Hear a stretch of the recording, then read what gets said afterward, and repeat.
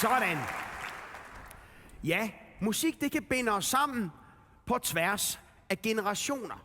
Og vi har jo alle sammen et instrument. Vi har alle sammen vores stemme. Og vi kan begynde at synge og spille allerede, når vi er ganske små. Og faktisk, så tror jeg, at alle her i symfoniorkestret er begyndt at øve sig, da de var børn. Det vil jeg gætte på. Det gjorde jeg også selv, og det kan I også. Og vi skal møde nogen nu, der i hvert fald har gjort det. Det er 3 brødre, de hedder brødrene Timroth. Giv dem en stor, varm velkomst.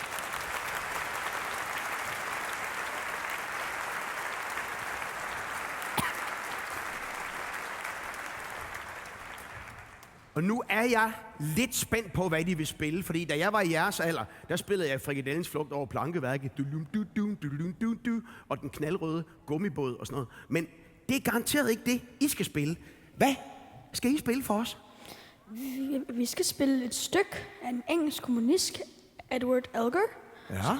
Har skrevet noget, som hedder noget på fransk. Salut amour. Salut d'amour. Okay. Ja. Og ved du også, hvad det betyder?